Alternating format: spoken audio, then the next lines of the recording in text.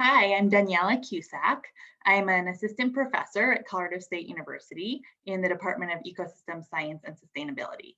I started in 2019 and I just moved back to Colorado from California, where I've been living for a long time and went to grad school. But this is my home state. I grew up in Boulder.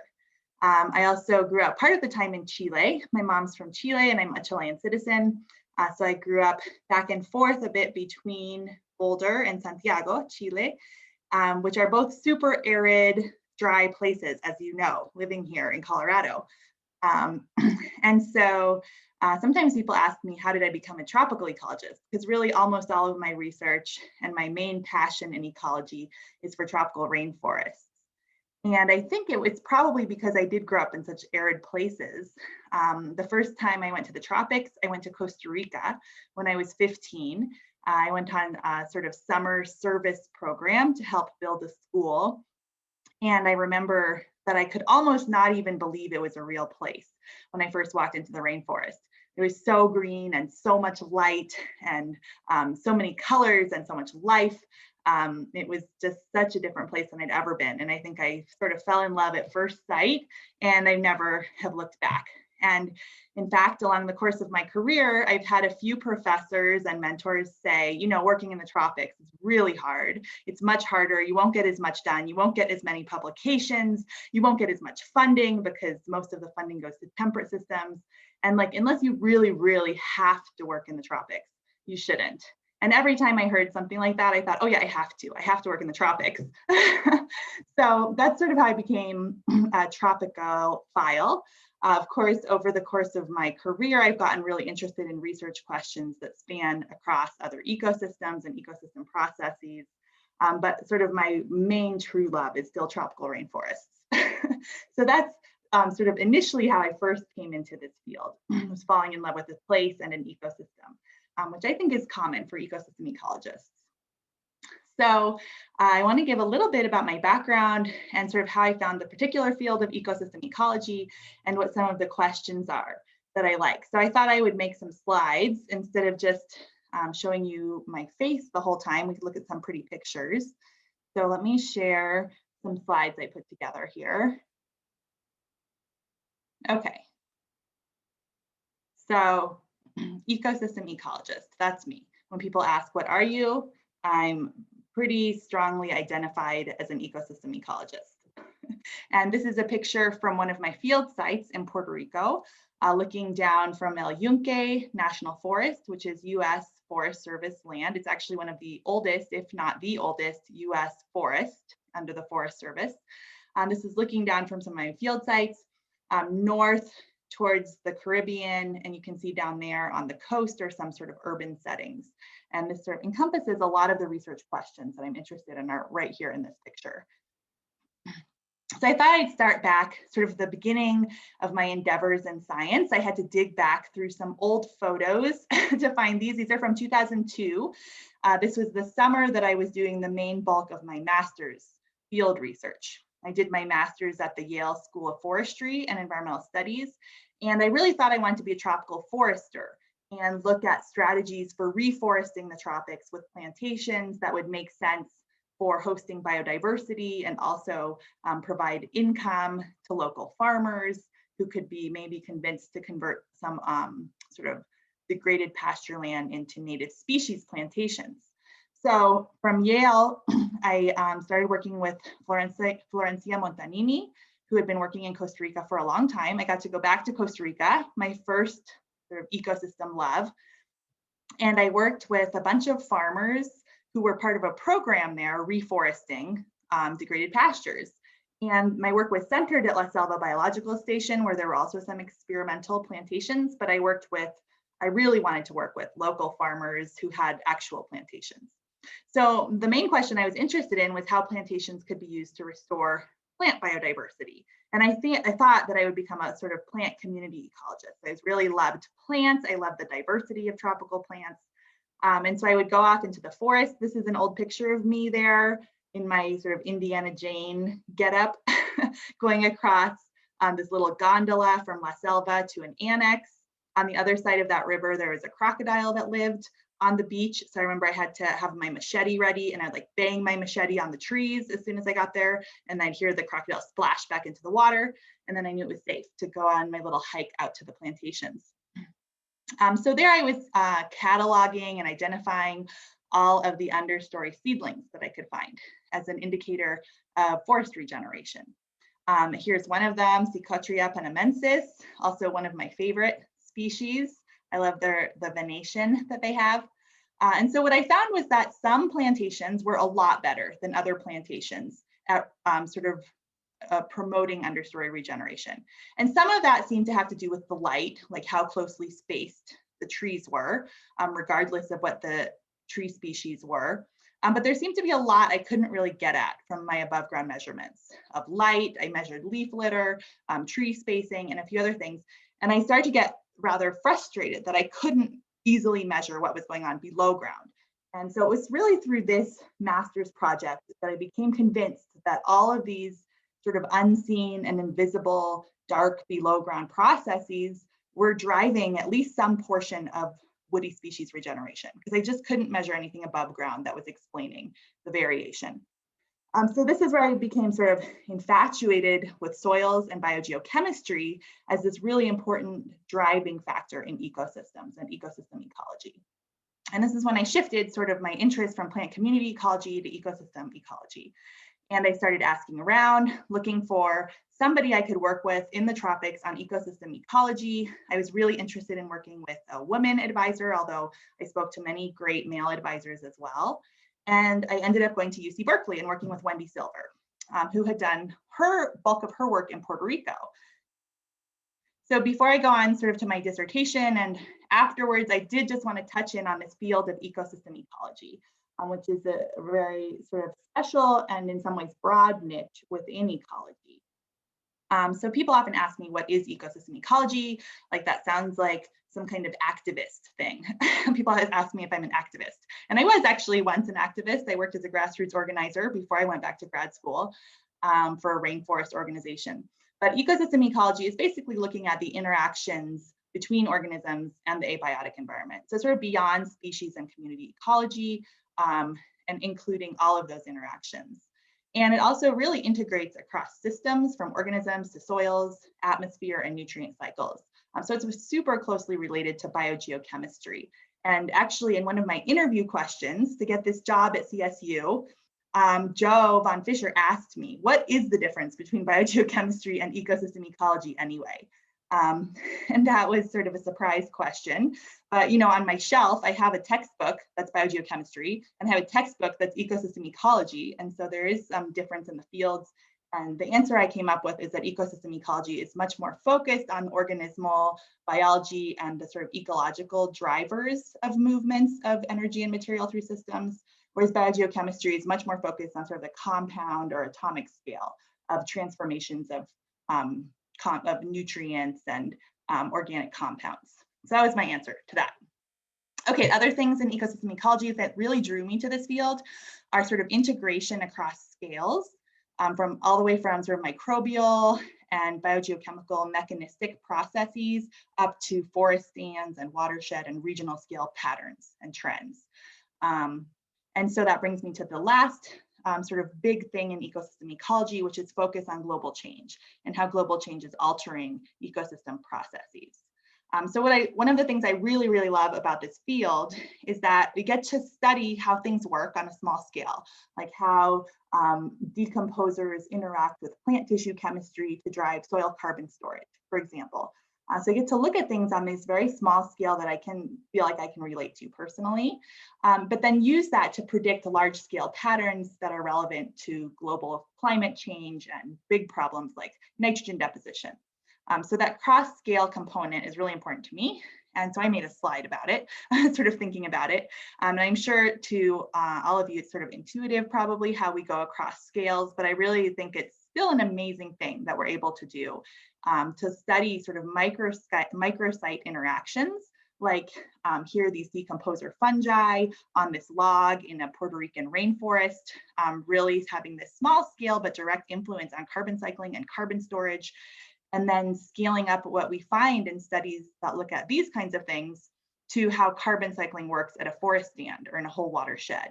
And then teaming up with our modeling buddies to think about how that might be used to project how regional scale things might shift. Okay, this is a picture down here of a hurricane barreling through the Caribbean, one of the sort of main manifestations of climate change. Okay, and then I also want to make a slide about global change factors because I'm really intrigued and almost infatuated with looking at different global change factors. Climate change and carbon dioxide fertilization, of course, we all hear about a lot, especially the climate change part. There's an image of how net primary productivity was observed to change over a 20-year period in the 80s and 90s in response to climate anomalies. So that kind of data can help us think about how increasing and continuing climate anomalies might affect carbon cycling and plant growth. Nitrogen deposition is sort of the global change factor I focused on for my dissertation. So we're basically conducting a global scale fertilization experiment by fixing N2 gas, which is inert, into biologically reactive forms of nitrogen through fossil fuel combustion and fertilizer. And basically that's getting spread all over the world through the atmosphere and waterways. So to me, that's a sort of fascinating problem. What is that doing to ecosystems? How is that changing how the whole world functions? Land use change is another global change factor we think a lot about. It's very tangible and we can see how that happens, right? Forests turn into cities or farms. And so that has some really clear visual implications for how nutrients cycle and how ecosystems function. And then invasive species, I've also become more and more interested in the more I go about, sort of think of this as like the globalization of biology. Some species are very invasive, really strong competitors, and sort of spread across continents and take over different ecosystem types. And there's some really strong invasive species in neotropical forests where I do most of my work. So I just want to spend a couple last minutes going through some of the questions and things that I have really touched on in my career and things that I'm still working on. So my dissertation focused on how nitrogen enrichment alters soil carbon cycling and storage across tropical forest gradients. And as I said, this was in Puerto Rico, working with Wendy Silver and some others like Bill McDowell from University of New Hampshire, who is a really great collaborator and advisor for me as well. So these are the forests. I worked across an elevational gradient in El Yunque forest, and I love these forests, and I still have some work going on here. I'm still maintaining some nitrogen fertilization plots that I helped start at the beginning of my dissertation. And I go back to these forests. Here I was a few years ago with an NSF REU student from Puerto Rico. There's another student who went with me to help sample soils. So in this project, I'm looking at nitrogen fertilization plots for lower elevation tropical forests. Up here you can see this boa constrictor. We have no poisonous snakes in Puerto Rico, which is kind of nice for field ecologists. We have these giant, beautiful boa constrictors. And then I look at nitrogen fertilization plots in the cloud forest, the upper montane forest, which you can see down here. These are quite a bit higher and cooler and wetter. So the idea here was to see, well, that huge global scale nitrogen deposition problem is going to affect different ecosystems differently based on background conditions. So that's one of the things that I'm still exploring. We found some answers, luckily, since my dissertation, but still many unanswered things to look at. And then as part of my postdoc, I wanted to move on from this really controlled manipulation fertilization study and look at real nitrogen deposition. And so I was interested in how does nitrogen deposition combined with grass invasions, that should say invasions, alter soil carbon cycling and storage across urban to rural gradients. So I wanted to sort of go into the real world where it's a lot messier than our controlled experiments and sort of see how multiple global change factors are interacting. So I love Puerto Rico, and I was already set up there doing work for my dissertation. So for my postdoc, part of my postdoc, I went on over to San Juan, and I started working in the watersheds around the urban area of the capital. And so here I am, here's another student, a couple other students that went down with me. And in these pictures, you can see like these sort of neighborhood areas with big chunks of native rainforest next door. And in some cases, these are sort of treated like parks, but in other cases, they're just sort of unmanaged private lands or even municipal lands. In this case, it's like all of this sort of unmanaged forest around some towers, some city towers. So I started out just looking at the forests, but then I also sort of started noticing there's all these grasslands all over the place. And as I read more about it, I learned that these are actually invasive African grasses.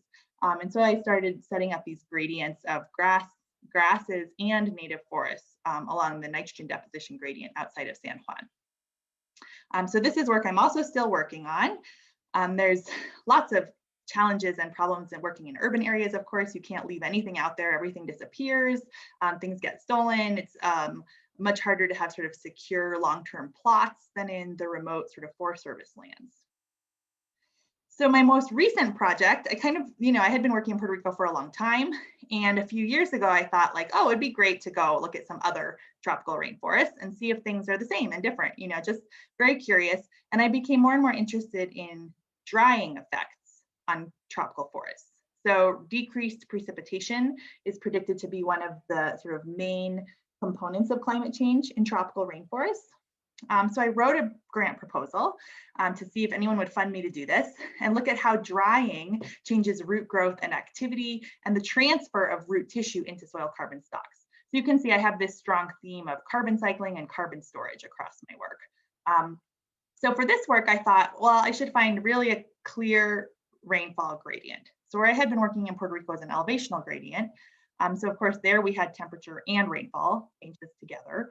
And I wanted to find a clear rainfall gradient. And I was also interested in still looking at soil fertility and how that affects carbon. And so I started reading more and more about the rainfall gradient across the lowlands of Panama, which is a really interesting area. And where I ended up working and where I've been working for the past 8 years now, in addition to my Puerto Rico research. So here's a picture of the Isthmus of Panama. And across the isthmus, from down here, the Atlantic side to the Caribbean side, we have almost a doubling of rainfall. So it's a nice place to look at natural changes in rainfall and sort of try to get some intuition into how drying might affect different ecosystem processes. But this grant that I did end up getting from Department of Energy, it's an early career grant, which is awesome because it lasts for 5 years, which is actually long enough to set up a project and do something. The funding allowed us to set up these rainfall exclusion structures where we're excluding 50% of rainfall from 10 meter by 10 meter plots. And we're doing those at 4 sites across the rainfall gradient. So we're seeing how drying is going to affect root activity and the transfer of root tissues into carbon pools across these forests that have different background rainfall levels. And also some variation in fertility. That's what all the colors on this map are, the geological substrate, and those give rise to really strong changes in fertility that are sort of independent of rainfall. So down here we have some pictures of my team. This is Amanda Longi Cordero. She's a graduate student here at CSU in the ecology program, and she's doing most of this root work. She's a soon to be famous tropical root ecologist. She already did her master's in Brazil on roots, and I was so lucky to get her to come work with me. So we have a lot of fun together. Here we are in the field in Panama. Here we are in the greenhouses here at CSU doing a root project that we sort of came up with since we couldn't go to the field because of COVID for a while. And here I am with one of my long-term teams down there. We have sort of a rotating internship program for undergrads. This is Jackie. She's one of the undergrads who came down. And then we have a number of field technicians that we hire within Panama. And I tried to set up a little bit of a field technician training program for local people who are involved in getting jobs on research projects. So this is Edwin. He actually came to us with a lot of training already. He's a real expert in plant identification. So he did some great plant ID work for us. This project is ongoing. We're still in the early years waiting to see what the main outcomes will be. We've seen a lot of changes with the natural variation in rainfall. Roots flush out and grow a lot more in wetter areas and during the rainy season. And so we're excited to see if our drying experiment is going to have sort of a similar effect on roots. So one of the sort of plant physiological questions here is whether or not root flushing and root phenology are hardwired characteristics of plants. Like, are they going to just flush when they flush because of environmental cues? Or if these are more plastic characteristics that will respond to our experimental drying. So stay tuned. In some future year, Amanda and I will report back. And I forgot to say that one of the most important people is this person down here in the front of this picture, which is Lee Dietrich. He's the postdoc that I hired on this DOE grant, and he's been living in Panama for a couple of years, and he really has done a lot of the groundwork to set this whole thing up and get it going. So he also will be having some amazing data coming out. I'm waiting for Amanda and Lee to start spearheading the Nature papers. So that's it, that's me, and I'd be happy to hear from anybody who's interested in learning more about our projects, collaborators. We're always excited to collaborate across other disciplines within ecology and the natural sciences and the earth sciences. So please feel free to get in touch. I'm here on campus and I'm not going anywhere. I'm definitely never leaving Colorado again.